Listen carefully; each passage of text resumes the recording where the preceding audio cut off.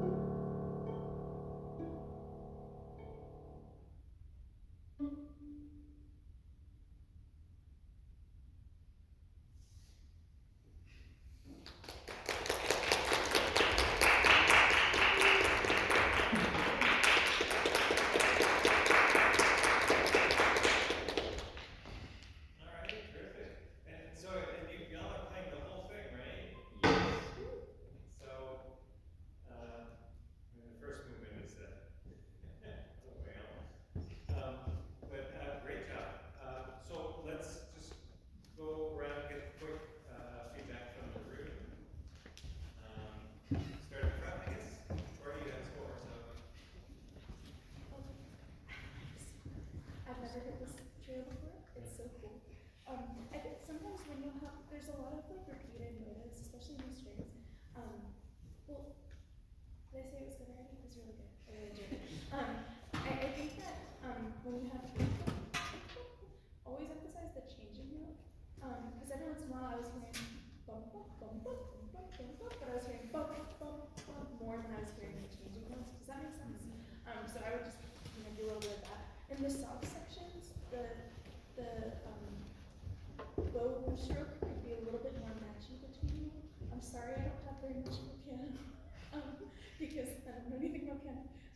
But it's so good. Y'all are doing so good with this. I think that it might help a little bit if you cued more together. I'm not sure if y'all have is Grace always cueing or is like? It's kind of dependent on the moment. Yeah. Whoever's cueing, cue with them. I think that's gonna help a little bit. It kind of seemed like we were waiting for each other, and I know it. I know what that feels like, and I feel like if you just lose the worry that you're gonna step on someone's toes, because in the end it doesn't really matter if you do, then it's gonna feel a little bit better. But it's good. Really nice. Thank you. You guys are doing a really beautiful job. I think you sound really great together. You're playing this very well, and clearly you know it at this point. So then I think the next step is kind of like ensemble stuff. I really love playing chamber music because it feels like a conversation more than kind of any other style of playing in my experience. So really try to like interact with each other more. That's not just your playing. Like the three of you are here doing this really cool thing together, and you should be communicating about it. You know, like I saw you guys looking at each other, and that's great. And just do more of that. The other thing is like this piano trio is a really unique ensemble because none of you are the same, and your timbres are all so different, which can be a really beautiful asset, and that communication can help you make those things shine. Great job. I really loved it. It was really fantastic. Like they said, it's really a conversation. And each of you guys have your own unique parts in this, which is what makes it really amazing. Towards the beginning, I was losing the cello and the lower parts of the piano, but you know, we're string instruments. We have that. So however you feel like your lows, kind of make them, a little higher. But otherwise, conversation. Cue with, like they said, cue with them. Have that person speak, and you guys come with them. I think in the interest of time, we'll leave it there for comments from the audience. I'll say a few odds and ends. Bravo, great job. This is a very difficult work. And it's not necessarily that it's so hard to play, right? It's that he's working with a palette of emotions and sounds that has a lot of it's just very thoughtful and very moving, right? And simple sometimes. And it's harder to play simple things, right? Like the nice Brahms B major, you just kind of lay into it. Here, just when you're finding your groove, he's switching it up, right? And that's kind of the territory. Anyway, you're navigating that really well. I have mostly just practical things because anything else would then we start pulling apart and 3 hours would go by. First practical thing, probably you can half mute, and by that I mean, and do you know what I mean? Like so. No, actually keep it where it is, but just don't put it on level. Literally just like just even less. Yeah, try that. And what that does is it just means you don't lose so much being. It's still, and you can too, but just so you all know, right? Our mutes, like we tend to slap them up and just jam them on. You can actually there's a spectrum of mutedness that you can choose, and it's kind of nice actually. So whether that's enough, I don't know, but you tinker with it to kind of match the violin, and so forth. It's a little harder. The violin has a little less.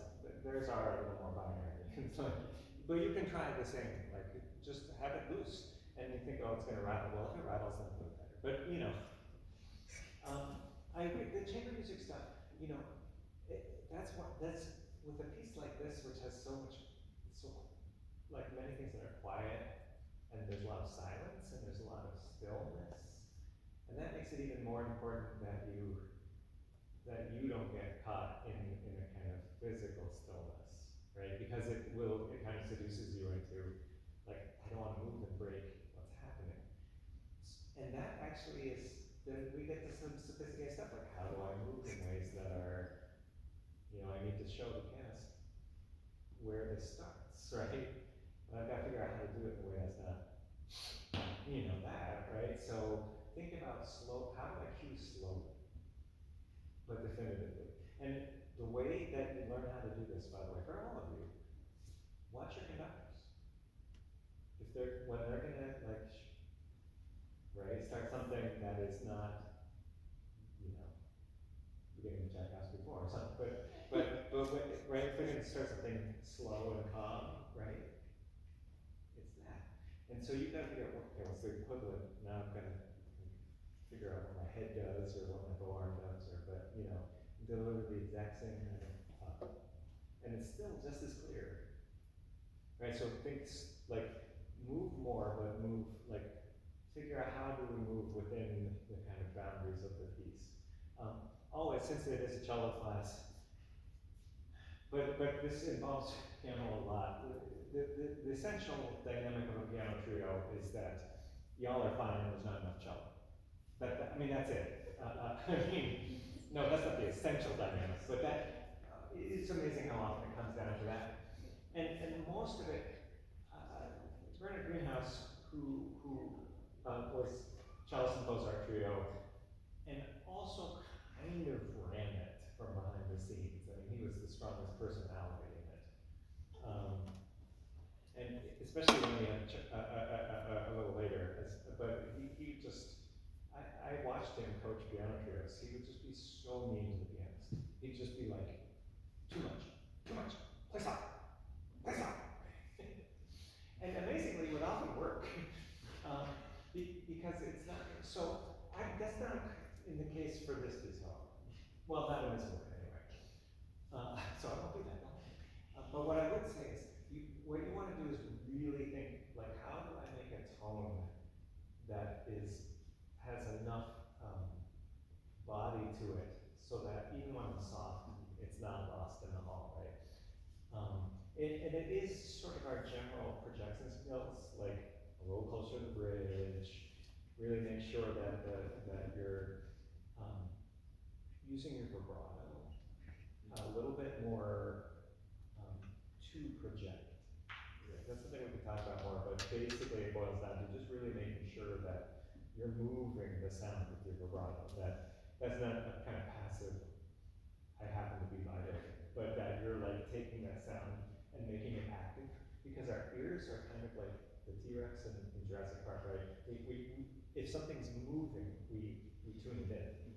But if our sound is very passive, then we don't. And so the key is that kind of activity. Phrasing intent actually serves the same function. So very often the key isn't, I gotta just blast. The key is to somehow make a sound with a lot of movement in it, a lot of activity. You do need the cake, which is the body of the sound. That has to be there. Vibrato is the frosting, the phrasing is the cake. I don't know the metaphor, but anyway, I wish I could kind of work, but, and I will say, like, just pointing out more, like you kind of and I get that, because it's just not comfortable to kind of sit, especially with your back to the pianist, it kind of feels like, and then you're like, oh, right, but a little bit of making sure your knuckles are just shooting out, and of course metal stands, yeah, we don't notice, because our sound is bounced back, we're like, hey, I sound pretty good. Well, that's because you've got a metal reflector in front of your eyeballs, bouncing it to your ears. So that's something, you know, we will like even resort to wider stands if we have to. just to be audible. This is not, this piece doesn't, well, these movements don't have the same kind of balance problems. I have so many little details. I'd love to get into the score at some point. You bring to a lesson or something. Okay, cello player coaching. But anyway, bravo, we gotta move on. It's really nice, isn't it? It's like in this piece he decided, I think violinists really love double stops.